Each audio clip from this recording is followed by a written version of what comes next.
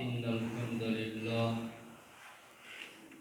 نحمده ونستعينه ونستغفره ونعوذ بالله من شرور أنفسنا ومن سيئات أعمالنا من يهده الله فلا مضل له ومن يضلل فلا هادي له وأشهد أن لا إله إلا الله وأشهد أن محمدا عبده ورسوله اللهم صل وسلم على نبينا محمد صلى الله عليه وعلى آله وأصحابه وسلم أعوذ بالله من الشيطان الرجيم قل إن الموت الذي تفرون منه فإنه ملاقيكم وقال النبي صلى الله عليه وسلم إذا مات الإنسان انقطع عنه عمله إلا من ثلاث ہر قسم کی حمد تعریف اللہ تعالیٰ کے لیے جو اکیلا ہے، درود و سلام پر جن کے بعد کوئی نبی نہیں ہے۔ قابل احترام بزرگان دین، نوجوان ساتھیوں، اللہ تعالیٰ کی توفیق اور اس کی رحمت کے ساتھ آج کے اس مختصر درس کے اندر نبی مکرم رسول معظم جناب محمد صلی اللہ علیہ وآلہ وسلم کا ایک بڑا ہی اہم فرمان آپ حضرات کے گوش گزار کرنا ہے۔ اللہ تعالیٰ سے دعا ہے اللہ تعالیٰ ہم کو سن کے سمجھ کے پوری زندگی اس کے مطابق گزارنے کی توفیق عطا فرمائے۔ یہ حدیث پاک جو آپ حضرات کے گوش گزار کر رہی ہے، یہ حدیث کی کتاب صحیح مسلم میں ہے اور سنن ابی داؤد اور جامع ترمذی میں ہے، سنن دارمی اور مسند احمد میں یہ روایت موجود ہے۔ اور اس حدیث کے راوی حضرت ابو ہریرہ رضی اللہ تعالیٰ عنہ،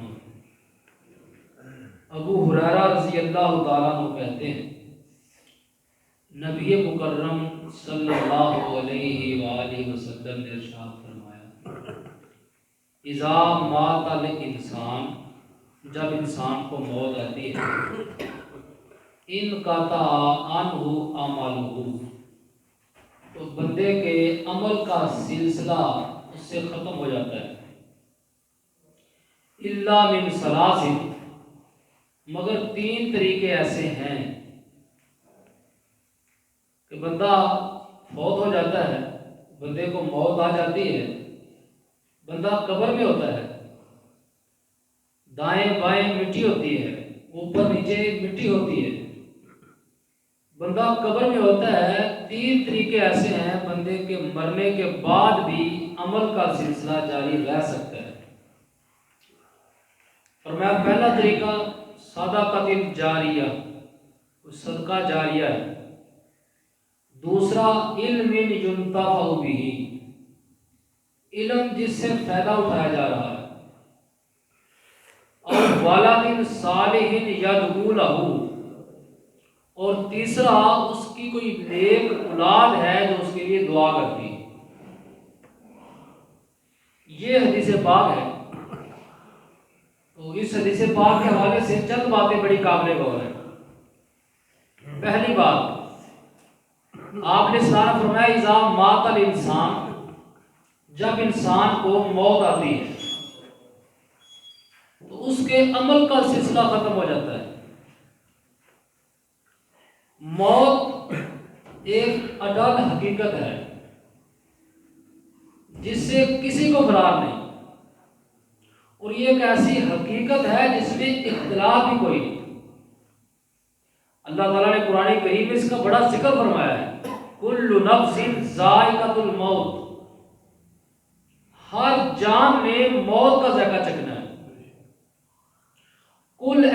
سے کہہ دیجئے ان الموت الذی تفرون منہ، وہ موت جس سے تم بھاگتے ہو، فإنہ ملاقیکم، وہ موت تمہیں خود ہی آ کے مل لے گی۔ نبی علیہ السلام نے فرمایا دو چیزیں بندے کا پیچھا کرتی ہیں، صبح سے لے کے شام تک، شام سے لے کے صبح تک، ہر وقت دو چیزیں بندے کا پیچھا کر رہی ہیں، ایک رزق اور دوسرا بندے کی موت۔ یہ دو چیزیں ہیں جو بندے کے پیچھے پیچھے ہیں، بندہ آگے آگے جا رہا ہے، جہاں اس کے مقدر میں رزق لکھا ہے وہاں مل کے رہے گا، اور جہاں اس کے مقدر میں موت لکھی ہے وہ مل کر رہے گا۔ اور نبی مکرم صلی اللہ علیہ وسلم نے ارشاد فرمایا کہ کثرت کے ساتھ لذتوں کو توڑ دینے والی موت کو یاد کیا کرو، کثرت کے ساتھ یاد کیا کرو۔ اور ہمارا حال کیا ہے؟ ہم موت کو یاد کرتے ہی کوئی نہیں۔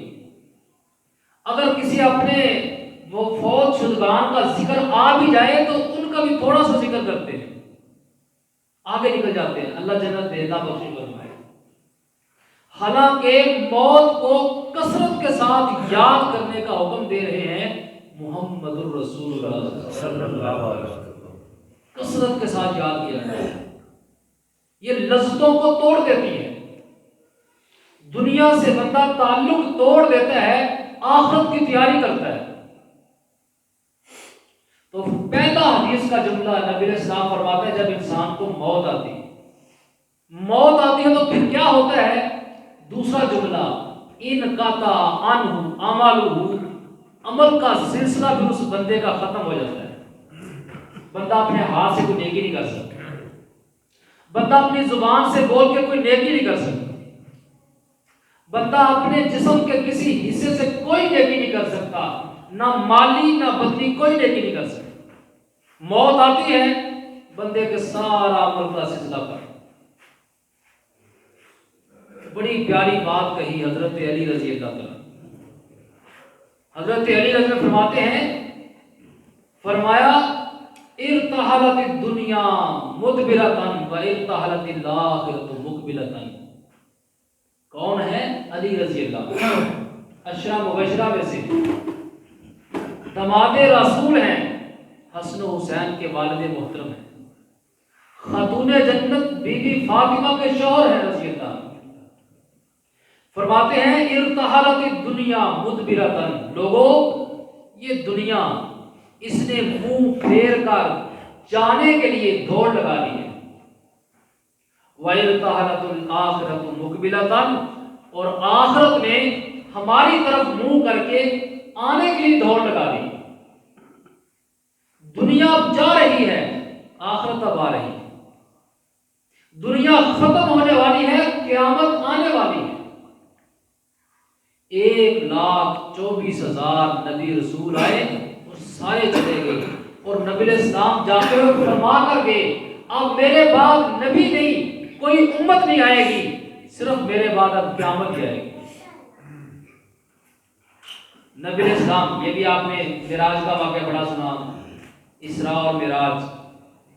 نبی علیہ السلام فرماتے جب میں مکہ سے فلسطین جا رہا تھا، سفر جاری تھا، براق پر تھا، راستے میں جبریل علیہ السلام نے سواری کو روکا اور مجھے ایک بوڑھی سی عورت دکھائی۔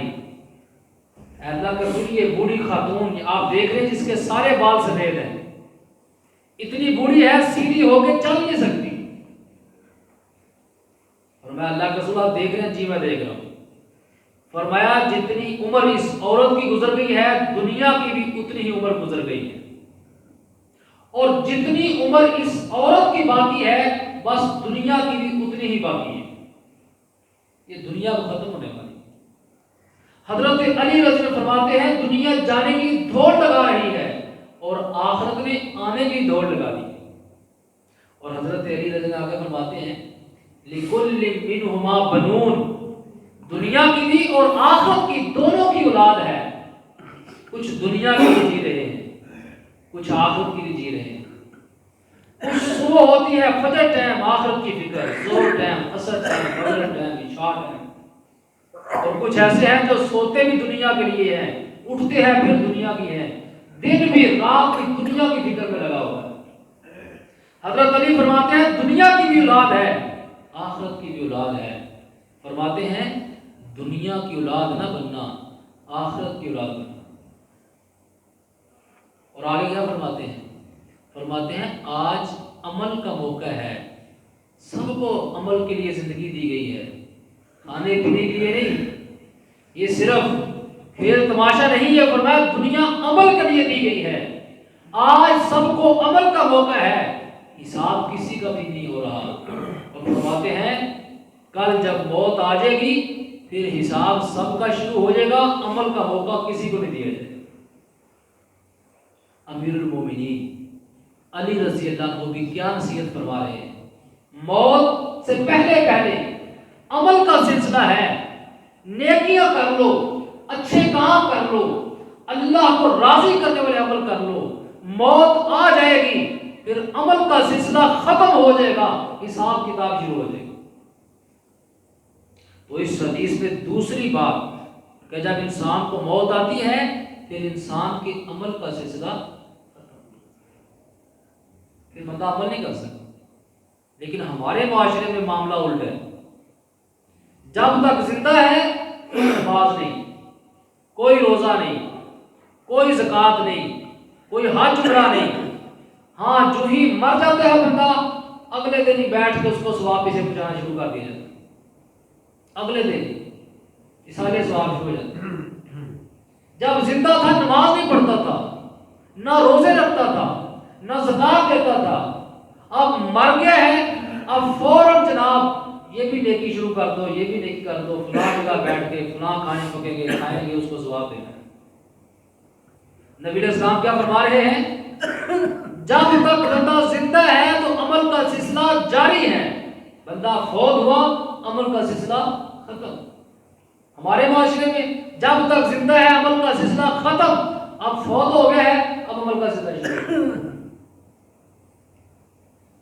تو میرے بھائی، میرے دوست، میرے بزرگ، موت سے پہلے عمل کی تلقین اور وضاحت اور نصیحت فرمائی گئی۔ اور کس کو کیا پتا کہ موت کس وقت آئے؟ یہ موت کی بہت بڑی تلخ حقیقت ہے۔ ایک تو آنی سب کو ہے، دوسرا پتا کوئی نہیں آنی کس وقت ہے۔ آج بدھ کا دن ہے، یہ جو اتوار گزرا ہے، ہمارے مندرہ والا کی مثال، اتوار کے دن چھٹی تھی، نوجوان میچ کھیل رہے تھے، گیند بیٹ، عصر کے بعد کا وقت میچ کھیلا جا رہا ہے جناب، بڑے عروج کے ساتھ گیم ہے، دو بھائی کھیل رہے ہیں جو بیٹ پکڑے ہوئے دوڑ لگا رہے ہیں۔ ابھی جناب دوڑ لگ رہی ہے، راستے میں ہی وہ بندہ گر جاتا ہے۔ یہ ہمارے مندرہ کا واقعہ ہے۔ اس کو کیا پتا تھا کہ میں نے یہ آج میچ مکمل بھی نہیں کھیلنا، کیا پتا تھا کہ گھر نہیں جانا یہاں سے، کوئی پتا نہیں تھا۔ اس گراؤنڈ کے اندر اس کو موت آ۔ آپ نے دیکھا نہیں کئی لوگ فیکٹری جاتے بہت ہو جاتے ہیں، کئی شہر جاتے جناب وہیں بہت ہو جاتے ہیں۔ یہ موت کی بہت بڑی حقیقت ہے کہ پتہ کوئی نہیں آنی کس وقت ہے۔ اس لیے ہر وقت بندے کو اپنے اچھی ارادے، اچھی نیت اور نیک عمل کے ساتھ رہنا چاہیے۔ اللہ تعالیٰ سے دعا ہے اللہ تعالیٰ ہمارے اس بھائی کی بخشش فرمائے، آمین۔ ہے بہت اچھا انسان تھا، ہر بندے کی زبان پہ یہی ہے کہ بڑا نیک آدمی۔ حالانکہ میچ پہ لوگوں کو، جوانوں کو نماز کی فکر نہیں ہوتی، اس نے میچ چھوڑ کر زور کی نماز پڑھی، پھر میچ چھوڑ کر اس نے عصر کی نماز پڑھی۔ ہاں نماز پڑھی ہے، بس اس کی عصر کی نماز آخری ہے، شام کا ٹائم نہیں ہوا پہلے ہی بہت ہو گیا۔ اللہ تعالیٰ اس کی بخشش فرمائے اور اللہ تعالیٰ اس کے بچوں کی بھی خیر فرمائے۔ کھیلنے سے اسلام منع نہیں کرتا، لیکن نمازیں چھوڑ دینا یہ اسلام میں برا ہے۔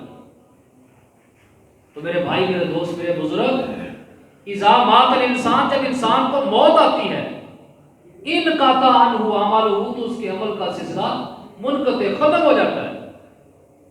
کسی کو کوئی پتہ نہیں موت کس وقت آنی ہے، ہر وقت بندے کو تیار رہنا چاہیے. ولا تموتن الا وانتم مسلمون. آخری بات، ہاں فرمایا جب بندہ قبر میں ہوتا ہے، مٹی میں ہوتا ہے، موت ہوتی ہے، بندے کو فوت ہو جاتا ہے، 3 طریقے ایسے ہیں کہ بندے کے نیک عمل کا سلسلہ جاری رہتا ہے. دیکھیں ہمارے معاشرے میں، دنیا میں یہ چل رہا ہے نظام، جی گورنمنٹ کی جاب کرنی چاہیے. بندہ ریٹائر ہو جائے تو پھر بھی بعد میں پیسے پینشن وغیرہ،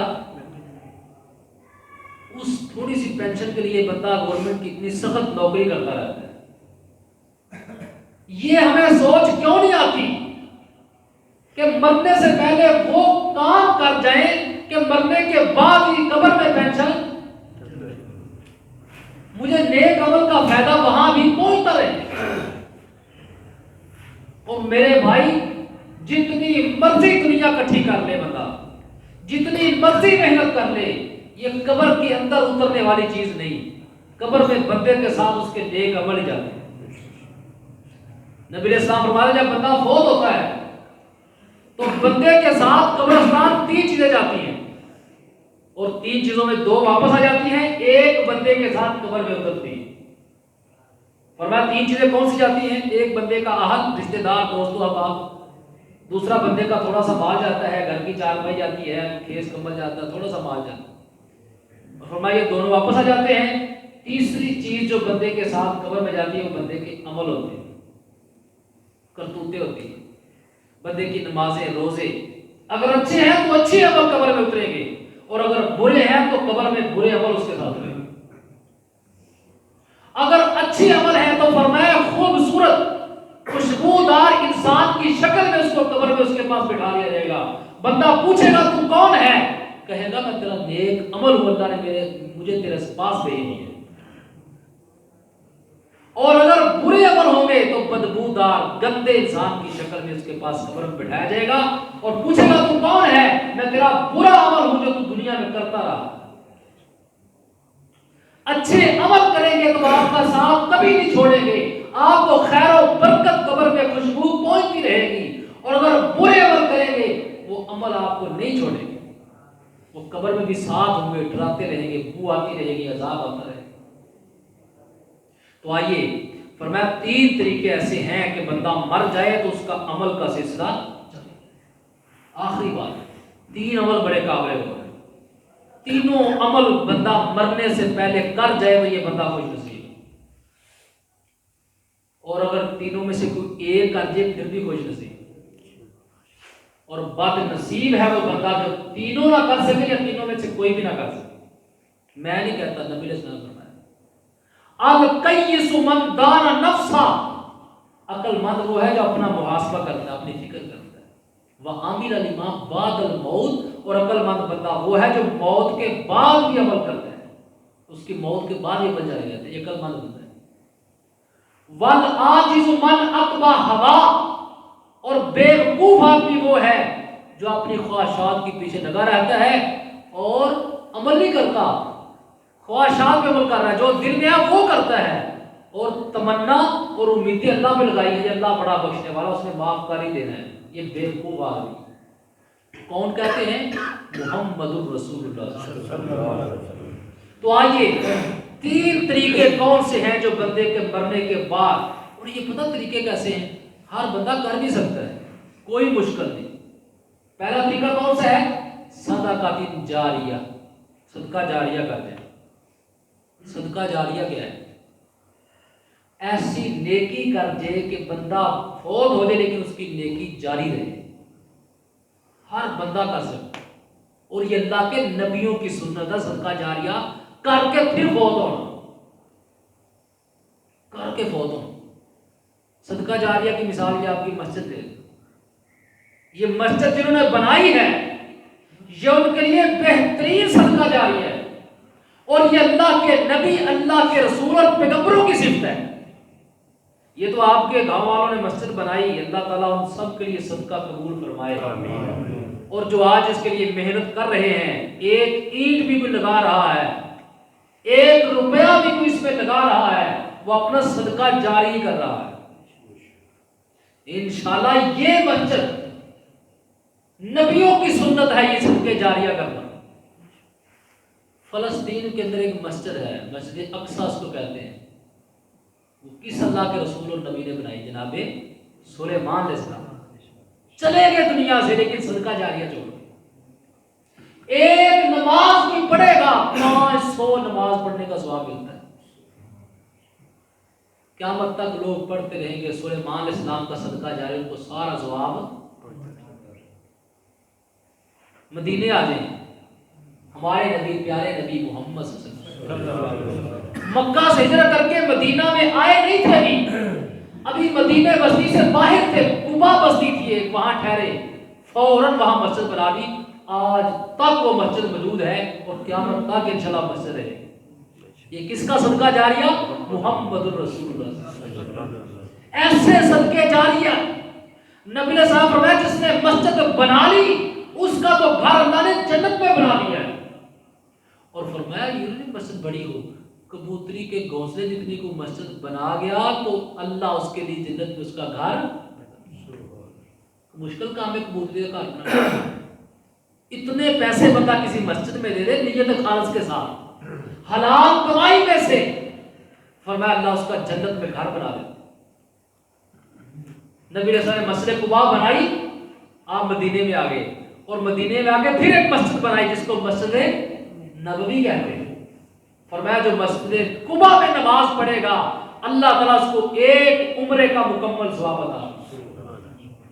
اور نبی علیہ السلام جتنی دیر مدینہ رہے ہر ہفتے میں ایک مرتبہ پیدل یا سواری پہ جاتے مسجد قباء میں 2 رکعتیں پڑھ کے عمرے کا ثواب لے کر آتے۔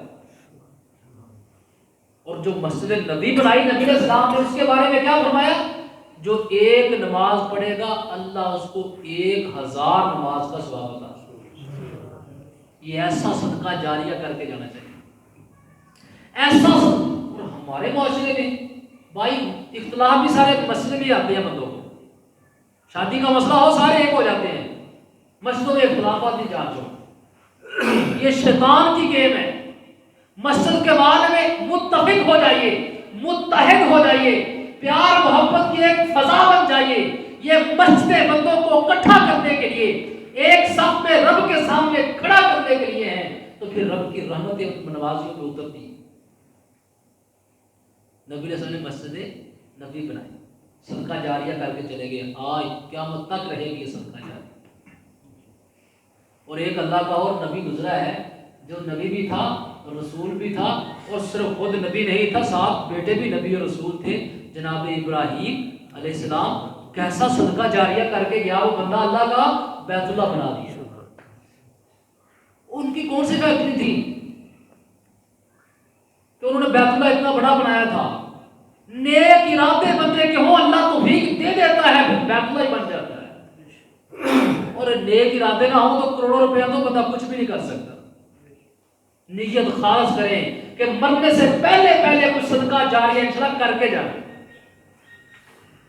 فرمایا جو ایک نماز بیت اللہ میں پڑھ لے گا اللہ 1,00,000 نماز پڑھنے کا ثواب۔ ایسا صدقہ جاریہ شاندار، یہ نبیوں کی سنت کا صدقہ کر کے جانا صدقہ جاریہ۔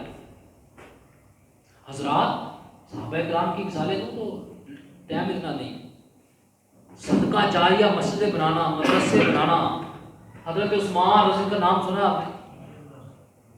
ان کا ایک ایسا صدقہ جاریہ ہے جو اسلام میں سب سے پہلا تھا، اس سے پہلے یہ دیکھی کوئی نہیں۔ نبی علیہ السلام جب مکہ سے ہجرت کر کے مدینہ آئے، مدینے میں ایک یہودی کے پاس میٹھا پانی پینے کا کنواں تھا، وہ کسی کو پانی دیتا ہی نہیں تھا، اور پتہ چل جاتا یہ مسلمان ہے، زیادہ مہنگا پانی دیتا تھا۔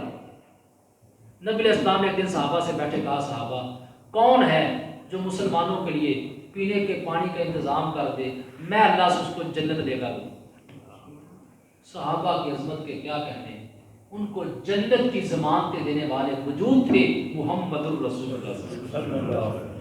حضرت عثمان رضی کہتے ہیں میں نا مکے سے مال لے کر آیا تھا کہ جا کے مدینے میں تجارت کروں گا، تو میں نے سوچا عثمان اس سے بڑی کو اچھی تجارت میں نے یہودی سے بات کی، یہودی بتا کیا لے گا، ایک کنواں مجھے دے دے. اس کا تو کاروبار تھا، اس نے کہا میں نہیں یہ دوں گا. کہا نہیں، جو تم مانگتا ہے میں تجھے دینے کے لیے تیار ہوں، کنواں مجھے دے دے. حضرت عثمان رضی اللہ عنہ کہتے ہیں یہ نہیں بتایا میں نے کتنے پیسے دیے، وہ چھپاتے تھے نیکیاں کر کے. ساڈے معاشرے مسجد پیسے دے کے نانا لوگوں کی لڑائی ہو جاتی. حضرت عثمان رضی اللہ عنہ نے یہودی نے جتنے پیسے مانگے منہ مانگے پیسے دے دیے. اور نبی علیہ السلام سے آ کر کہتے ہیں اللہ کے رسول صلی اللہ علیہ وسلم یہ کنواں میں نے لے لیا ہے اور آپ کو دے دیا ہے، یہ مسلمانوں کے لیے وقف ہے، دن رات بغیر پیسوں کے جتنا چاہے مسلمان اس سے فائدہ اٹھائے. نبی علیہ السلام، یہ اسلام کے اندر پہلا وقف تھا جو حضرت عثمان رضی اللہ عنہ کیے سے پہلے کوئی وقف نہیں تھا. وہ وقف اسلام میں پہلا وقف تھا. حضرت عثمان کو دیکھ کے قیامت تک لوگ وقف کرتے رہیں گے، لوگوں کو ثواب ملے گا، حضرت عثمان کو ثواب بھی ملتا رہے گا. ایسی کوئی نیکی کرے، آپ کو دیکھ کے لوگ نیکیاں کریں تو آپ کا صدقہ جاریہ بن. یہ سعودی عرب قصیم ایک شہر ہے، آپ میں سے کچھ بھائی وہاں رہ کے آئے ہوں گے، نام تو سارے قصیم شہر کا جانتے ہیں. وہاں ایک بہت بڑے سعودی مالدار شیخ سلیمان راجہی ان کا نام ہے، ابھی زندہ ہے. ان کا ایک باغ ہے، اس میں 2 لاکھ کھجوروں کے درخت ہیں. 2 لاکھ 40 قسم کی کھجوریں اس باغ سے نکلتی ہیں. 40 قسم کی کھجوریں، اور وہ سارا باغ انہوں نے وقف کر دیا ہے کہ ان کی کھجوریں جو ہیں حاجیوں کو، عمرہ کرنے والوں کو وہاں کھلائی جاتی ہیں. اور اس باغ کی کھجوریں فروخت ہو کے کتنے ممالک کے اندر مساجد اور مدارس تعمیر کیے جاتے ہیں. وہ بندہ بھی زندہ ہے. ایسا وہ صدقہ جاریہ کر رہا ہے. اور اس نے تھوڑے سال پہلے اپنی اولاد کو بلایا، بیویوں کو بلایا، مال تقسیم کر دیا اور کہا یہ باقی سارا میرا مال اللہ کے لیے.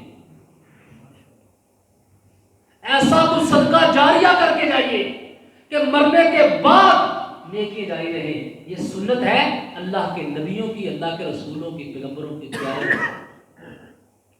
فرمایا پہلا صدقہ جاریہ بندے کے مرنے کے بعد بھی بجائی رہتا ہے. دوسرا او علم ينتفع به، یا بندہ علم چھوڑ دے جس سے فائدہ اٹھایا جا رہا ہے. علم کیا چھوڑنا ہے؟ ابو ہریرہ رضی اللہ کیسا علم چھوڑ گیا نبی علیہ السلام سے سیکھ کے، قیامت تک ان کی حدیثیں بیان ہوتی رہیں گی. ان کے علم سے فائدہ ہے، ان کے صدقہ جاری ہے. امام احمد بن حنبل رحمۃ اللہ علیہ، امام شافعی رحمۃ اللہ علیہ، امام ابو حنیفہ رحمۃ اللہ علیہ، امام مالک رحمۃ اللہ علیہ، امام بخاری رحمہ اللہ، ایسی کتاب لکھ کے صحیح بخاری، ایسا علم دے کر گئے ہیں قیامت تک یہ علم ان کا صدقہ جاری رہے. ایسا علم چھوڑ کے گئے. کسی کو کوئی کتاب لے دیں، حدیث میں آتا ہے نبی علیہ السلام فرمایا کوئی قرآن ورثے میں چھوڑ دے، مسجد میں رہ گیا ہے، چلو میرے بعد بھی لوگ قرآن پڑھتے رہیں گے. فرمایا یہ علم ہے، یہ قرآن چھوڑ کے جا رہا ہے، یہ چھوڑ گیا ہے، لوگ جب تک پڑھتے رہیں گے اس کو ثواب ہوتا ہے. کوئی دینی کتاب چھپوا دیں، علم چھوڑ کے تدریس درس. یہ کیا ہے؟ یہ درس ہو رہا ہے، جمعہ ہو رہا ہے، خطیب آ رہے ہیں، درس ہو رہا ہے، کوئی ماہانہ ہو رہا ہے، کوئی 15 دن کا ہو رہا ہے، لوگ اس میں اپنا پیسہ لگا رہے ہیں، کوئی اپنا وقت لگا رہا ہے. اللہ کے فضل سے یہ لوگ علم کے لیے اپنا صدقہ جاریہ چھوڑ رہے ہیں. جتنے لوگوں تک دین کی بات جائے گی ان کو سننے سنانے کا بھی فائدہ ہے. جس نے جتنی زندگی اس پہ عمل کیا یہ سارا ان کو ثواب ہے. جو یہ پروگرام ہے، ایسے پروگراموں کا حصہ بننا چاہیے. فرمایا علم چھوڑ جائے جو بندے کے مرنے کے بعد اس سے لوگ فائدہ اٹھا رہے ہیں، اس کو مرنے کے بعد بھی. صحیح بخاری، قرآن کریم جنہوں نے چھپایا ہے ہماری مسجدوں میں پہنچا ہے، جب تک یہ پڑھا جاتا رہے گا ان کو. آخری بات فرمایا او ولد صالح یدعو لہ، نیک اولاد بندہ چھوڑ جائے. صدقے کی شرط تھی صدقہ جاریہ، علم کی شرط تھی کہ علم سے پیچھے سے فائدہ بھی اٹھایا جائے. اور اولاد کے لیے شرط کیا ہے؟ اولاد نیک. جو نیک نہیں وہ تو اپنے لیے دعا نہیں کرتا، اس نے اپنے ماں باپ کے لیے کیا کرنی. نیک اولاد یہ ایسا صدقہ جاریہ ہے جو ہم میں سے سارے کر سکتے ہیں. شاید مسجد سارے نہ بنا سکے، طاقت نہ ہو، علم نہ بھی چھوڑ سکے، لیکن اولاد تو سب کی ہے. اس کی تربیت کر کے اپنے لیے صدقہ جاریہ اولاد نیک.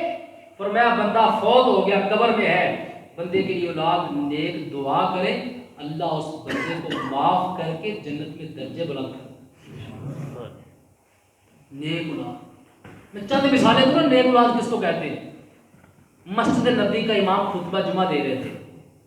خطبہ جمعہ کے اندر مسجد کے نبی کے امام نے پتہ نہ کیا کہا کہ نبی علیہ السلام نے فرمایا ہے جو بندہ پہلی صف میں دائیں طرف نماز پڑھتا ہے امام کے, اس پر اللہ کی رحمتیں نازل ہوتی ہیں.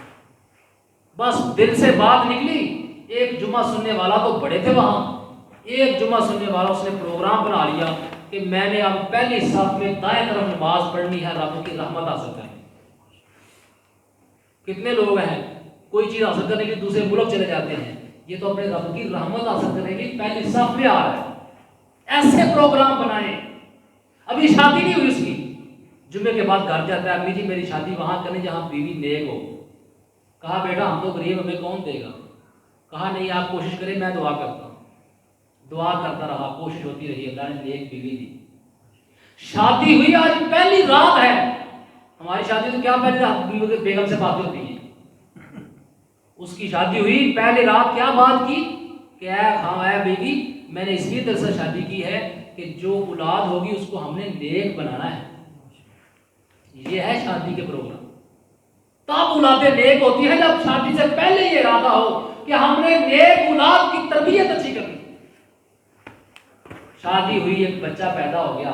ابھی بچہ پیدا ہوا, پہلے دن ہی بچے سے پیدا ہونے سے پہلے انہوں نے گھر کا ایک کمرہ تیار کر دیا تھا. اس کمرے میں پتہ کیا تھا, اس دیوار میں مسجد نبی کی تصویر لگی ہے, ادھر بیت اللہ کی تصویر لگی ہے, ایسے چاروں طرف تصویریں بیت اللہ کی مسجد نبی کی ہیں.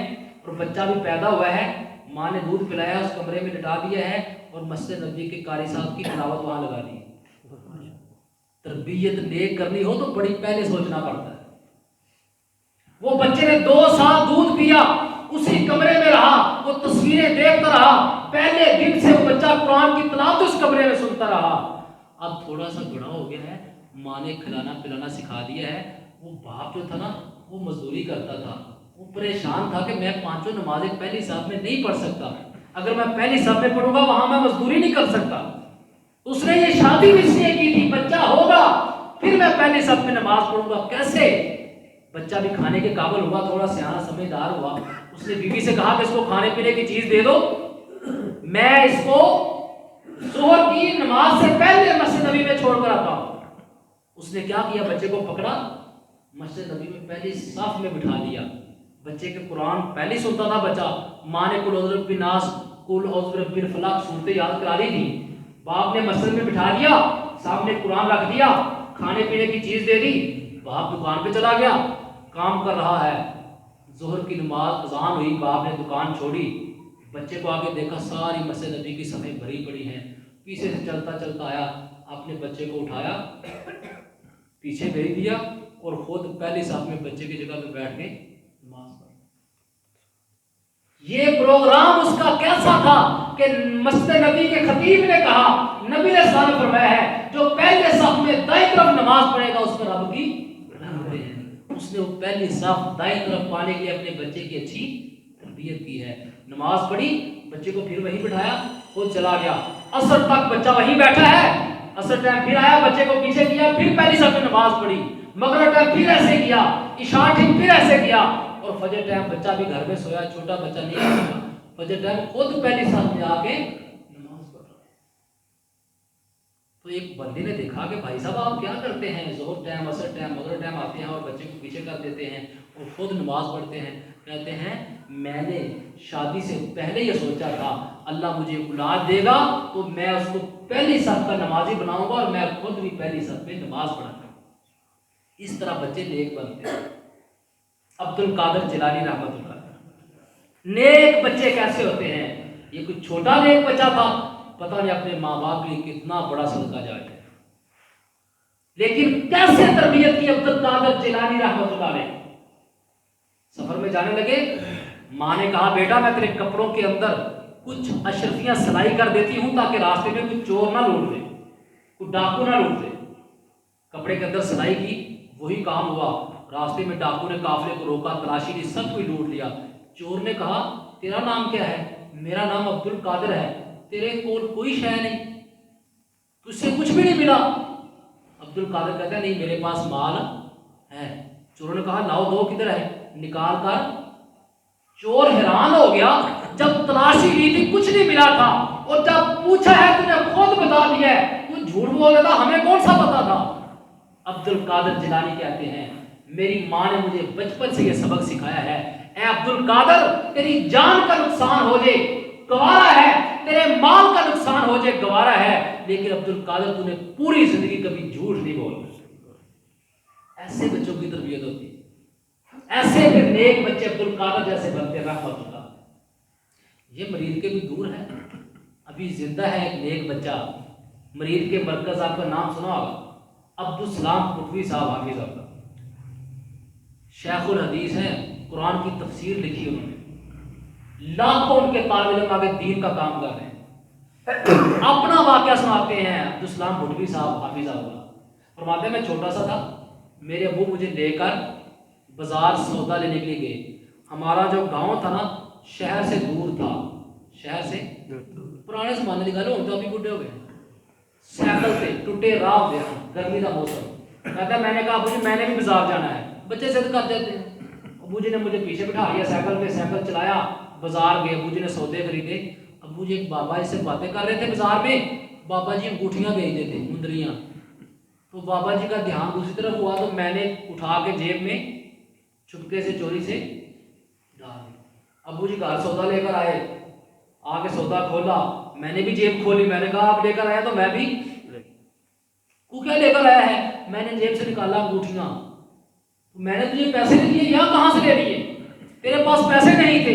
کہا ابو جی وہ بابا جی دوسری طرف دیکھ رہے تھے تو میں نے چوری سے چپکے سے جیب میں ڈال لی۔ اس نے گالی نہیں دی بیٹے کو، مارا نہیں، چلو ابو نہ کریے ہوں، نہیں، سائیکل پکڑا، پیچھے بچے کو دوبارہ بٹھایا، کہا بیٹا چلو بیٹھو، بابا جی کو واپس کرنی ہے، ساتھ ان سے معافی مانگنی ہے، آئندہ یہ کام کہتے ہیں سائیکل پہ بٹھایا، گرمی میں سائیکل کتنے میل چلایا، ٹوٹا شہر راستہ آئے، اور آ کے بابا جی کو انگوٹھیاں واپس کی، بابا جی سے معافی مانگی۔ عبدالسلام بھٹوی صاحب حافظ اللہ کہتے ہیں اس دور کے بعد کبھی چوری کا خیال بھی ذہن میں، اب تو چور کیا ہے، اب تو لوگوں کو، چوروں کو بھی اللہ کا ولی بنا رہا ہے، قرآن حدیث پڑھا رہے ہیں، شیخ الحدیث، شیخ التفسیر۔ یہ ہے نیک بچہ اپنے ماں باپ کے لیے صدقہ، جو نیک بچہ دعا کرے۔ نبی علیہ السلام فرمایا جب بندہ قبر میں ہوتا ہے نا، صبح اگر نیک ہے تو صبح بھی جنت میں گھر دکھایا جاتا ہے، اگر برا ہو تو صبح شام جہنم دکھائی جاتی ہے۔ نبی علیہ السلام فرماتے ہیں ایک بندہ بہت ہو گیا، اس کو صبح شام اس کا گھر جنت میں دکھایا جاتا تھا، ایک دن اس کو جنت میں گھر دکھایا جو اس سے بڑا تھا، خوبصورت تھا، اچھا تھا، اس کو دکھایا گیا، اس نے پوچھا فرشتوں سے کہ یہ گھر تو اور ہے، کہا تو مجھے اور دکھاتے تھے، یہ اس سے بڑا ہے۔ تو فرشتوں نے کہا، اللہ تعالیٰ نے کہا ہے کہ تیرے بچے نے آج ہاتھ اٹھا کے تیرے لیے دعا کی ہے، اللہ نے تیرے بچے کی دعا کی برکت سے تیرا جنت میں درجہ اور گھر بڑھا دیا۔ لوگ پتہ نہیں مرنے کے بعد لوگ ختم دلاؤ یہ کرو، کچھ فائدہ نہیں، اگر بندے کی اولاد نیک ہے تو پھر وہ کسی کی ضرورت بھی نہیں۔ یہ گجرا والا شیخ عبد المنان نورپوری رحمۃ اللہ علیہ کو سارے جانتے ہیں، ان کی ایک مثال بڑی پیاری ہے، وہ تو چلے گئے، ان کا بیٹا آج بھی شیخ الحدیث ہے، مدرس ہے، قرآن حدیث پڑھا ہے، اتنا نیک طالب علم۔ عبد المنان نورپوری صاحب گھر میں تھے، کسی نے دروازہ کھٹکھٹایا کہ کیا مسئلہ ہے؟ یہ آپ کے بیٹے نے ہمارے بیٹے کو مارا ہے۔ شیخ صاحب نے کہا کہ ابھی بچہ گھر میں نہیں، ابھی آپ جائیں، ابھی آتا تو میں پوچھتا ہوں۔ وہ بندے چلے گئے، بچہ آیا، ابھی کیا ہوا تھا؟ وہ جی اس نے مجھے ایسی بات کہی، میں نے غصے میں آ کے دو لگا دی ہے۔ شیخ صاحب نے بہت سے پکڑا اپنے بیٹے کو، ان کے گھر لے گئے، کہا بھی یہ میرا بچہ ہے، اس نے زیادتی کی ہے، جتنا میرے بچے نے مارا ہے تم بھی اس کو۔ اس بچے کو اگر اپنا بچہ غلطی کرے تو اس کا ساتھ ہی دینا، بلکہ اس کی غلطی کی اس کو، پھر بچے نیک بنتے۔ وہ بچہ آج جامعہ محمدیہ میں استاد، یہ آپ کا شاید گجرات، اور یہ سیالکوٹ کو آپ نہیں جانتے، وہاں ایک بچہ پیدا ہوا تھا جس کا نام ماں نے اقبال رکھا تھا۔ پیدا ہوا بچہ، ماں ڈاکٹر علامہ اقبال سے دنیا اس کو یاد کرتی ہے، کیسا وہ نیک بچہ ہے، اپنے ماں باپ میں صدقہ جاریہ ہے، کیسا اس نے ملک کا نام روشن کیا ہے۔ علامہ اقبال پیدا ہوئے، باپ سودی کاروبار کرتا تھا، ماں بڑی نیک تھی۔ ماں نے کہا میں نے اپنا دودھ نہیں پلانا، میں نے حرام کمائی کھائی۔ ماں کے پاس اپنے زیور پڑے تھے، اس نے زیور بیچے، زیور کے پیسے لا کے بکری خریدی، اور علامہ ڈاکٹر اقبال کو اپنا دودھ نہیں پلایا، اس بکری کا دودھ پلایا۔ نیک بچے حلال کھلا کے بنتے ہیں۔ اور بعد میں ڈاکٹر علامہ اقبال کا والد بھی سودی کاروبار کو چھوڑ دیا، نیک بن گیا، حلال کمائی کر دی، لیکن وہ حلال کمائی ماں نے جو کھلائی وہ آج تک قیامت تک اس کی صدقہ جاری ہے۔ یہ ہوتی ہے نیک۔ تو میرے بھائی، میرے دوست، میرے عزیز، گفتگو کا خلاصہ یہ ہے کہ نبی علیہ السلام نے فرمایا جب انسان کو موت آتی ہے تو اس کے عمل کا سلسلہ اس سے معلوم ہوا موت کو یاد رکھنا چاہیے، اور موت سے پہلے عمل کی فکر۔ ہاں فرمایا موت آ جاتی، بندہ قبر پہنچ جاتا ہے، 3 طریقے ایسے ہیں پھر بھی بندے کو نیکیاں سلسلہ جاری رہتا ہے۔ صدقہ جاریہ، کوئی مسجد مدرسے کوئی بنا دیں، تعاون کر دیں۔ علم یہ درس ہیں، یہ کتابیں ہیں، قرآن ہیں، حدیثیں ہیں، کوئی کتابیں بنا تنظیم، علم چھوڑ کے جائے، تدریس ہے، تصنیف ہے، تقریر ہے، بعض ہے، تبلیغ، یہ ساری چیزیں ہیں۔ اور آخری اولاد نیک بندہ چھوڑ دے، بندہ چلا گیا، ایسی نیک اولاد کی چند مثالیں میں نے آپ کے سامنے پیش کی ہیں۔ اللہ سے دعا اللہ تعالیٰ ہماری اولادوں کو بھی نیک فرمائے، اللہ تعالیٰ جو سنا ہے اس کے عمل کی توفیق عطا فرمائے۔ اور یہ ہمارا پروگرام اللہ تعالیٰ بھائیوں کے لیے، ساری جماعت کے لیے، اللہ تعالیٰ سب کے لیے صدقہ جاریہ۔ واخر دعوانا